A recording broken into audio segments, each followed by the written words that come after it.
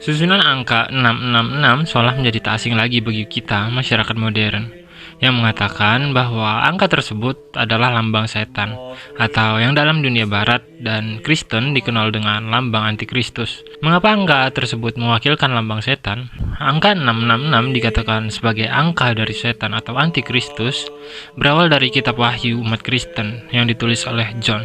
Angka 666 muncul beberapa kali dalam kitab tersebut, yang menggambarkan sebuah makhluk buas dan kejam dengan dominasi dan pengaruh yang sangat besar. Tapi, apa sebenarnya maksud dari angka tersebut? Untuk menjawab hal tersebut, kita harus kembali pada tahun 54 Masehi, ketika orang-orang penganut agama Kristen menerima persekusi dan tindakan yang tidak menyenangkan oleh Kaisar Roma yang berkuasa pada saat itu, yakni Nero. Banyak sarjana Bible beranggapan bahwa angka 666 merujuk pada Kaisar Nero, yang mana jika susunan namanya dalam bahasa Ibrani diubah menjadi angka yang mewakilkan setiap kata di dalamnya, maka akan lahir angka 666. Namun dalam kitab tersebut terdapat angka lain yang mungkin kurang populer bagi kita, yakni 616, yang kemudian membuat keterkaitan antara angka 666 dengan Kaisar Nero dipertanyakan ulang. Namun, jika kita telusuri lebih lanjut, angka 616 pun memiliki arti yang sama dengan Kaisar Nero, khususnya jika pengejaan yang digunakan adalah bahasa Latin, yang menjadi bahasa yang digunakan pada saat itu di Roma.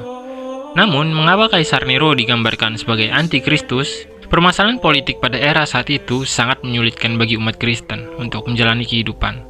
Para bangsawan Roma yang pada saat itu masih menganut paganisme tentu memiliki perbedaan cara pandang kehidupan dengan umat Kristen.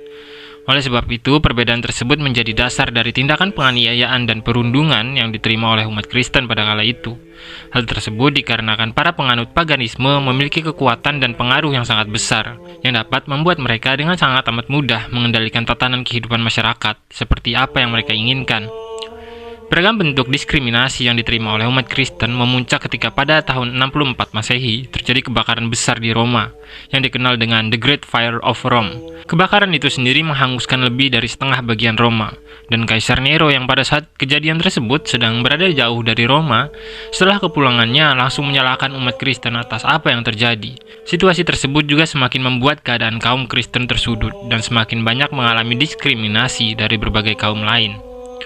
Namun, terdapat beberapa anggapan yang berkembang bahwa Kaisar Nero dengan sengaja membakar kota Roma demi kepentingan-kepentingan yang dimilikinya, seperti menata ulang pembangunan yang ada di Roma untuk kemudian diganti dengan gaya Yunani, dan dengan sengaja menyalahkan umat Kristen atas kejadian tersebut demi mendapatkan dukungan atas kebencian yang dimilikinya.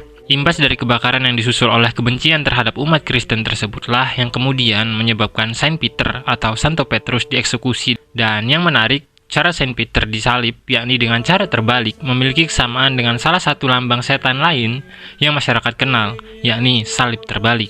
Melalui kejadian tersebut, kita dapat menemukan keterkaitan antara angka 666 dan salib terbalik yang sama-sama menyimbolkan antikristus.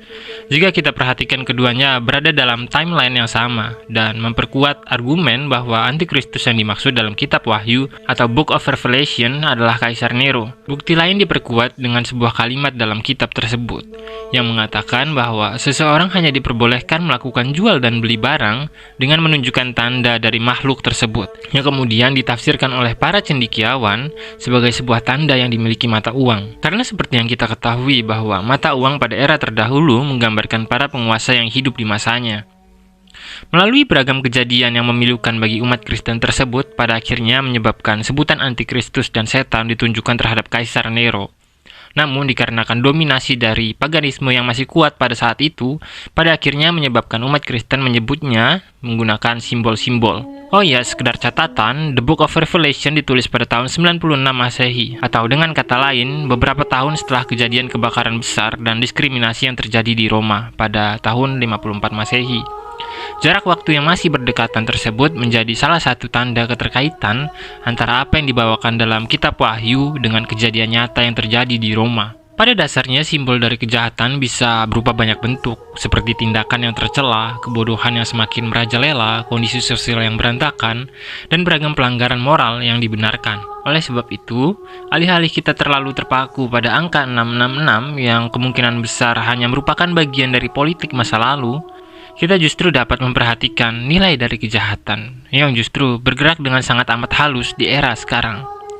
Dulu ketika seorang tiran atau penguasa jahat melakukan tindakan yang menyalahi moral, kita dapat dengan mudah menyalahkan orang tersebut dikarenakan kita mengetahui siapa diri mereka. Namun sekarang ketika sebagian besar masyarakat justru melakukan tindakan tersebut, siapa yang harus kita salahkan? Mari sejenak kita renungkan.